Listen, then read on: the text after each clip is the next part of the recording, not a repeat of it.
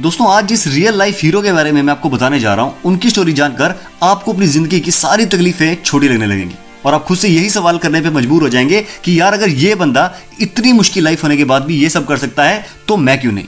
तो कहानी शुरू होती है आंध्र प्रदेश के एक बहुत ही छोटे से गांव सीतारामापुरम से, जहां किसान दामोदर बोला और उनकी पत्नी वेंकटम्मा के घर 7 जुलाई 1991 के दिन जन्म होता है एक बच्चे का। बच्चा बड़ा ही कमजोर पैदा हुआ और जन्म के कुछ देर के बाद पता चलता है कि बच्चा सिर्फ कमजोर ही नहीं बल्कि अंधा भी पैदा हुआ है। लोगों ने भी कहा कि ये बच्चा जिंदगी में क्या ही करेगा, क्या ही बनेगा। एक काम करो, एक तकिया लेकर इसे दम घोटकर इसे अभी मार दो, वरना आगे जाकर ये सिर्फ तुम पर एक बोझ बनेगा और अगर तुमसे नहीं हो पाए तो अभी इसे अनाथालय छोड़ाओ। लोगों की दिल चीर देने वाली इन सभी बातों को इग्नोर करके माँ बाप ने बच्चे को बड़ी खुशी से अपनाया और लाड से उसका नाम रखा श्रीकांत भोला। श्रीकांत के लिए अपनी तरफ से वो जितना भी बेस्ट कर सकते थे उन्होंने करने की पूरी कोशिश की, उसे अच्छे संस्कार दिए और अपनी जेब के हिसाब से अच्छी एजुकेशन देने की भी कोशिश की। अब सरकारी स्कूल में उसका दाखिला तो करवा दिया, लेकिन स्कूल में कोई भी बच्चा श्रीकांत से बात ही नहीं करता था। दूसरे बच्चे उसे उल्टा सीधा बोलकर चिढ़ाया करते थे और मुसीबतें यहाँ पर भी खत्म नहीं हुई थी। टीचर्स को भी समझ नहीं आता था कि एक अंधे बच्चे को वो पढ़ाएं कैसे, इसलिए वो श्रीकांत को क्लास में सबसे लास्ट में अकेला बिठा दिया करते थे। चाहे उसे कुछ समझ आए चाहे ना आए, वो होमवर्क करे चाहे ना करे, इस चीज का किसी को कोई फर्क ही नहीं पड़ता था। श्रीकांत कहते हैं कि वो अकेलापन मुझे आज भी याद है और शायद जिंदगी भर याद रहेगा।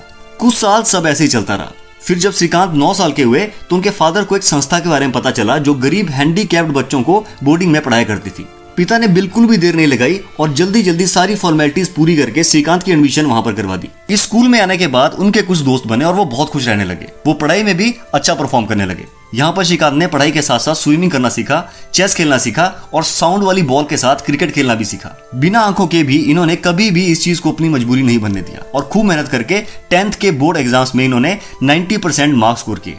इतनी मेहनत करने के बाद और इतने अच्छे नंबर लाने के बाद भी स्कूल ने उन्हें आगे की क्लासेस में साइंस और मैथ्स चूज करने की परमिशन नहीं दी और रीजन ये दिया कि बड़ी क्लासेस में जाकर बहुत ज्यादा प्रैक्टिकल वर्क होगा जो बिना आंखों के श्रीकांत से मैनेज नहीं हो पाएगा। साथ ही आंध्र प्रदेश स्टेट बोर्ड की टर्म्स एंड कंडीशंस के हिसाब से अंधे बच्चों को साइंस स्ट्रीम लेना गैर कानूनी था, पर वो हार मानने वालों में से तो बिल्कुल भी नहीं थे और एक वकील से सलाह करके और अपने स्कूल के कुछ टीचर्स की गाइडेंस के साथ उन्होंने इस कानून के खिलाफ आंध्र प्रदेश हाई कोर्ट में केस फाइल कर दिया। केस 6 महीने तक चला और एंड में कोर्ट का फैसला श्रीकांत के हक में आया। कोर्ट ने ऑर्डर दिया कि स्टेट बोर्ड से इस लॉ को हटाया जाए और श्रीकांत के बाद भी अगर कोई भी ब्लाइंड बच्चा साइंस या मैथ स्ट्रीम में एडमिशन लेना चाहेगा तो इसके लिए कोई भी उन्हें मना नहीं कर सकता। श्रीकांत बहुत खुश हुए और स्कूल में एडमिशन लेकर इन्होंने 11th और 12th में जी तोड़ मेहनत की और 12th के बोर्ड एग्जाम्स में स्कूल में टॉप करते हुए उन्होंने 98% मार्क्स स्कोर किए। अब श्रीकांत का अगला सपना इंडियन इंस्टीट्यूट ऑफ टेक्नोलॉजी यानी IIT में एडमिशन लेना था, लेकिन IIT एंट्रेंस एग्जाम्स प्रिपरेशन करवाने वाली कोई भी एकेडमी या कोचिंग इंस्टीट्यूट उन्हें पढ़ाने के लिए तैयार नहीं हुए। तो इन्होंने खुद ही IIT में एडमिशन के लिए अप्लाई किया, लेकिन वहां से भी इनकी एप्लीकेशन को रिजेक्ट कर दिया गया। श्रीकांत ने निराश ना होकर खुद से कहा कि अगर IIT को मेरी जरूरत नहीं है ना यार, तो फिर मुझे भी IIT की जरूरत नहीं है। उन्होंने अब टॉप की इंटरनेशनल यूनिवर्सिटीज में एडमिशन के लिए अप्लाई करना शुरू कर दिया और उनके एक्सीलेंट एकेडमिक रिकॉर्ड को देखते हुए उनकी एडमिशन USA की MIT यूनिवर्सिटी, यूनाइटेड किंगडम की कैम्ब्रिज यूनिवर्सिटी और कैलिफोर्निया की बर्कले यूनिवर्सिटी ने एक्सेप्ट कर ली। इन्होंने इन सभी यूनिवर्सिटीज में से MIT को चुना और ये MIT की हिस्ट्री के पहले इंटरनेशनल ब्लाइंड स्टूडेंट भी बने। श्रीकांत ने पूरी लगन के साथ मेहनत की और फाइनली MIT से बहुत अच्छे मार्क्स के साथ अपनी इंजीनियरिंग की डिग्री कंप्लीट की।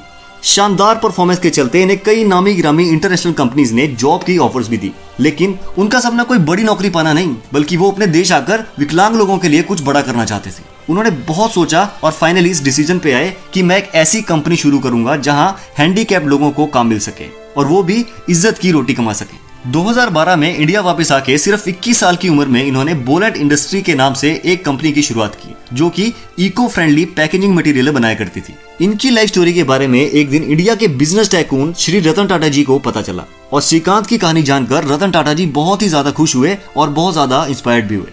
रतन टाटा सर श्रीकांत से मिले और इनके नेक इरादे को देखकर उन्होंने इनकी कंपनी बोलेट इंडस्ट्रीज में एक बहुत बड़ी इन्वेस्टमेंट की, जिससे बोलेट इंडस्ट्रीज को बहुत बूस्ट मिला। इन्होंने मेहनत और लगन के साथ कंपनी को ग्रो किया और आज इस कंपनी के इंडिया में 10 मैन्युफैक्चरिंग प्लांट है दोस्तों। इस कंपनी की करंट मार्केट वैल्यू 450 करोड़ से भी ज्यादा है दोस्तों, जिसमें 500 से ज्यादा लोग काम करते हैं, जिनमें से करीब 200 लोग हैंडीकैप्ड हैं। श्रीकांत ने जो सोचा वो इन्होंने करके भी दिखाया। इसे कहते हैं असली दृढ़ निश्चय, इसे कहते हैं लक्ष्य के लिए पागल होना, इसे कहते हैं जुनून, इसे कहते हैं मजबूरी को मजबूती बनाना, इसे कहते हैं एक रियल मोटिवेशनल स्टोरी। श्रीकांत कहते हैं कि अपना लक्ष्य पाने के लिए आंखों की नहीं बल्कि विजन की जरूरत होती है। अगर आपका विजन क्लियर है और आने वाले चैलेंजेस और मुश्किलों से लड़ने के लिए अगर आप तैयार हैं, तो आपको आपकी मंजिल तक पहुंचने से कोई भी नहीं रोक सकता। इस रियल लाइफ सुपर हीरो को मेरा दिल से सलाम। इनकी लाइफ स्टोरी और हमारी मेहनत आपको अच्छी लगी हो तो मोटिवेट करने के लिए आप वीडियो को लाइक कर सकते हैं, शेयर कर सकते हैं, और ऐसे ही वीडियोस के लिए चैनल को सब्सक्राइब करना बिल्कुल ना भूलिएगा। जल्दी मिलते हैं दोस्तों एक और अच्छे वीडियो के साथ, तब तक के लिए शब बखैर।